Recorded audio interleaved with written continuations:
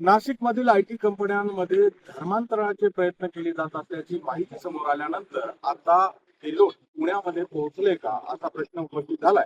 कारण राज्यमंत्री माधुरी मिसाळ यांनी एक लेखी पत्र देत पुणे पोलीस आयुक्तांना कळवलं आहे की पुणे त्याचबरोबर आयटी हब म्हणल्या जाणाऱ्या हिंजवडी परिसरातील आयटी कंपन्यांमध्ये जे विश्रामगृह आहेत त्या विश्रामगृहामध्ये विशिष्ट धर्माच्या आयटी कर्मचाऱ्यांना धार्मिक विधी करण्यासाठी म्हणून सूट दिली जाते, मुभा दिली जाते आणि हा प्रकार बेकायदेशीर असल्याचं माधुरी मिसाळ यांचं म्हणणं आहे. आणि त्यांनी हे पत्र दिल्यानंतर आता यंत्रणा सक्रिय झाल्या आहेत आणि त्यामुळे हिंजवडी या परिसरातील जे फेज 1, 2 आणि 3 इथे जे मल्टीनॅशनल कंपन्या आहेत त्या कंपन्यांमध्ये जे विश्रामगृह आहेत त्याची चौकशी तपासणी केली जाणार आहे. त्यासाठी म्हणून पोलीस पथक ती चौकशी करणार आहेत.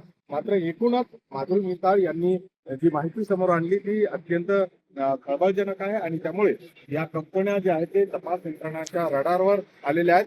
या परिसरात जेवढ्या कंपन्या आहेत त्या कंपन्यांची आता चौकशी होईल आणि चौकशी झाल्यानंतर पोलीस नेमका काय खुलासा करतात याकडे आता सगळ्यांचं लक्ष लागलंय. President Suresh Patil, Govind Wakare, news 18 Marathi, Hinjawadi.